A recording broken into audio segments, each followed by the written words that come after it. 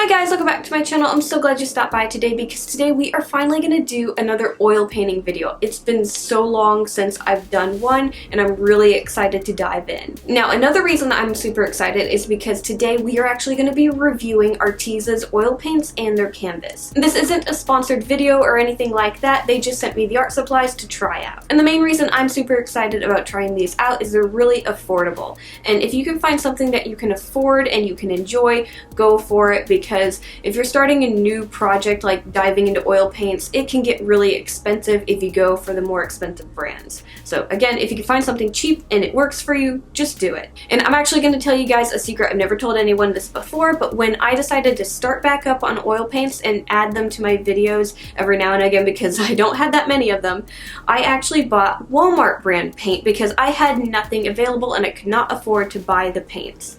So you guys may remember this painting. It's the first oil painting video that I did, and I did this with only Walmart brand oil paints. So you can paint with cheaper paints. It's not that big of a deal. Now, of course, these didn't work anything like the paints that I was used to. They were a little bit watery. Some of them are kind of strange, but that's, again, Walmart paint. But they cost roughly about the same. I spent like $11 on that when I bought it for the Walmart brand paints, and this pack of 24 paints is only $16. So I'm really excited to see if it compares to the Walmart brand or if it will actually compare to the other more expensive paints that I have. Again, I don't have super expensive paints, but I still have nice ones. And what I'm going to be painting on today for our project is going to be a 36 by 48 canvas from Arteza. This came from a 2-pack that was about $50, which is really good for how large a canvas this was because that's about $25 a piece. And normally you could spend $50 on just one canvas this size or even more. I think the only thing that I would honestly change on the canvas is I would make them a little bit thicker, but I just really like those gallery style canvases. And this isn't a gallery style, this is just a normal canvas. For what I'm going to be painting, since I'm doing such a large piece, I kind of thought it'd be fun to do a painting of something very small and make it more blown up. So I'm going to be painting a moth sitting on a mushroom in the middle of some grass. I also wanted to throw in just a little bit more whimsy, so I'm going to have a little glass marble sitting on the ground next to the mushroom.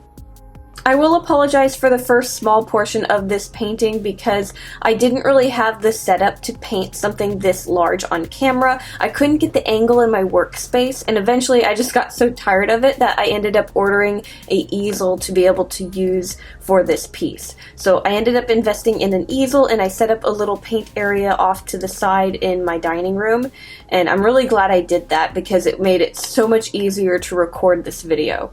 So once I'm done painting the sky and the blades of grass, we will switch over to more of an easier spot to film. One thing that I will disclose is because I wanted to get this painting done so quickly, I didn't want to do a ton of layers with the oils because oils are one of those things that you just have to do kind of like 3 to 5 layers to get something to look nice. So what I did to kind of speed everything up is I used some of Arteza's acrylic paint and I just did a basic color layout first and then I painted my oils on top of that, which is perfectly fine to do. The only thing you have to do is make sure that the acrylic is fully dry, because if it's not, you could get cracking. So you'll see me with the different sections of the painting just filling everything in with a basic color, letting that dry, and then going over it with my oils to get all the details in.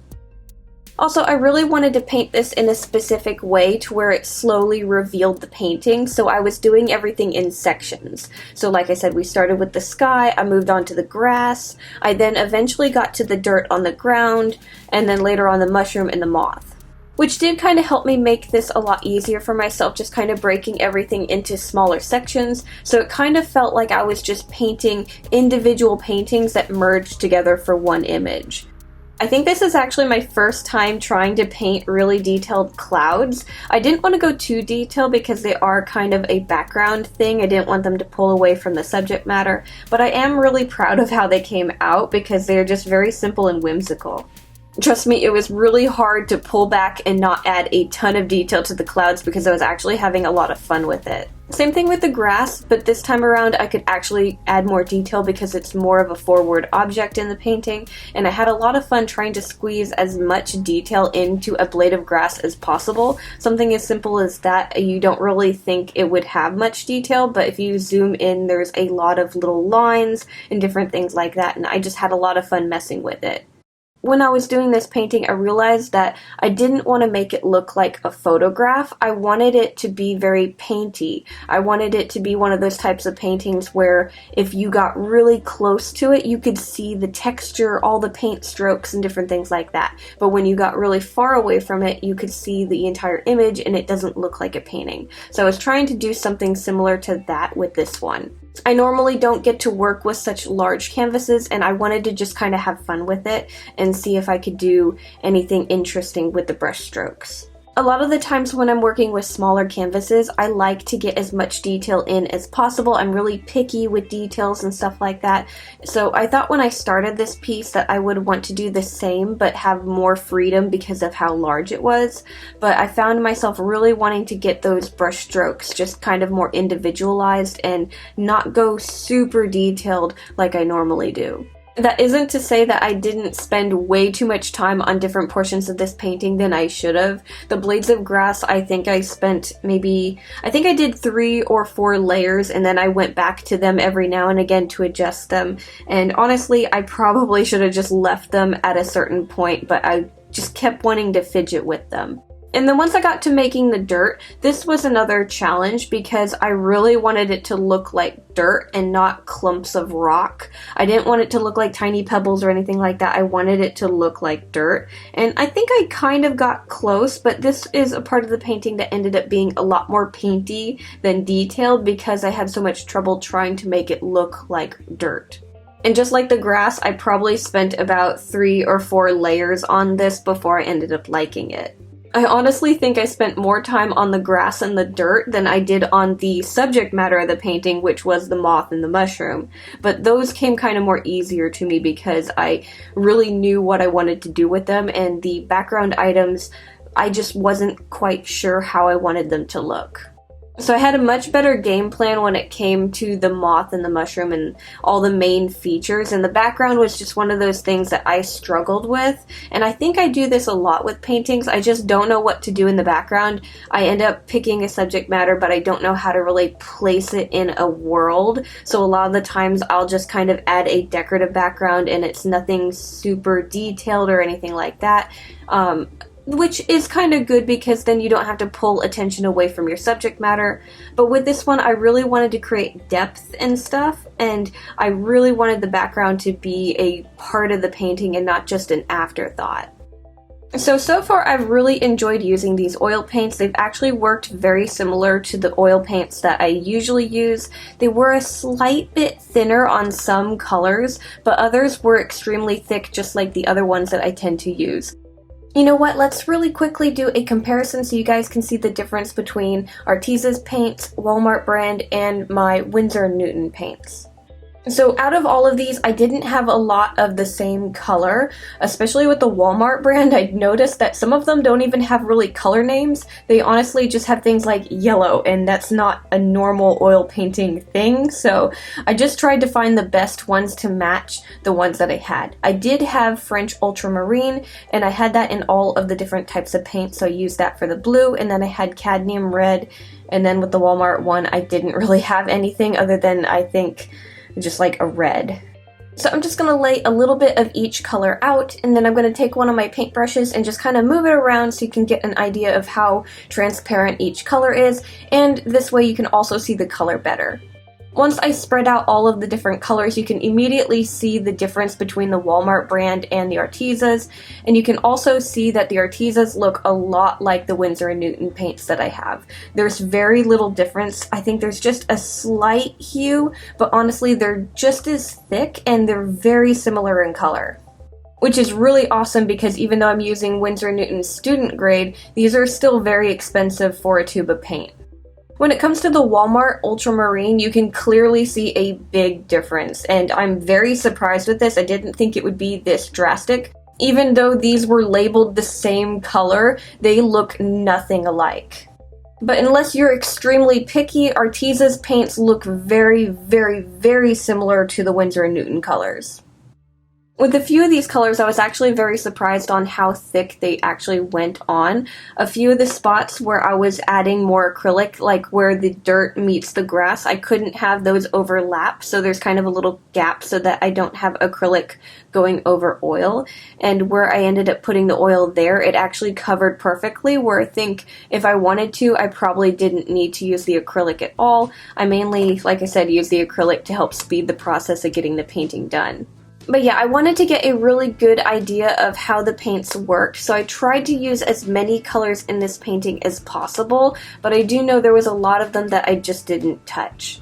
But the ones that I did touch worked just fine. I mean, I don't think they'll compete with super expensive paints. If you're used to something like a Gamblin brand or something that's just really expensive, I think you'll be like, I just don't like it. But if you're used to using the types of paints that I use, which are more student grade, I think you'd be perfectly fine with this if you're needing something just more budget friendly right now. My only problem was I ran out of white before I got to the moth, which I know has a lot of white, but I used a lot of the white for the sky, the grass, all the highlights and different things like that, and I just tend to naturally use a ton of white paint when I paint. Also, this is a really big painting, so I think if you got this kit and you were to paint something more like a 20 by 24 or something like that, you'd have no problem with getting enough paint to cover everything and then some. But yeah, roughly around the end of the painting, I did have to dive into my other white paint that I did have. Other than that, the only other thing that I used was Liquin to add some shadowing here and there. I just mixed it with some darker colors, and then I added the shadows over the different areas once that paint layer has dried. I actually almost never use medium unless it's to glaze things. I know a lot of painters that use oils use mediums, but I just don't really care to that much. I've never really wanted to dive into it.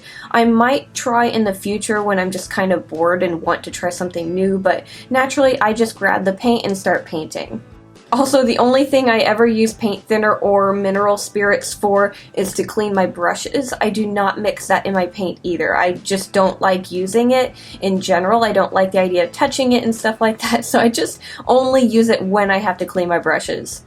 I know this is a very weird way to paint oils, but it's just the way that I prefer, and it's the way that I've kind of taught myself how to do it. Obviously, this is probably wrong for a lot of different reasons.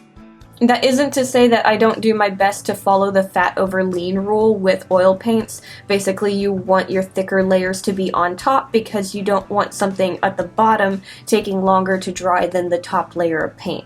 Otherwise, you'll get cracks.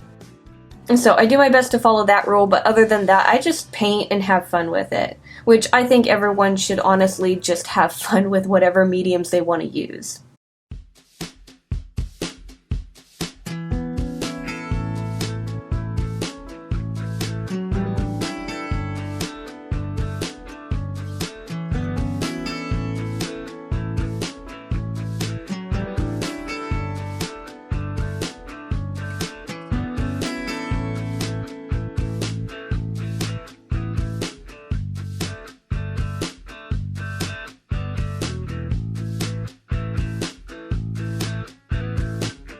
Okay guys, and that is me trying out Arteza's oil paints. I had so much fun with these paints, and honestly, back when I needed paints and I had like literally no money to buy them, I would have loved to buy these versus the Walmart.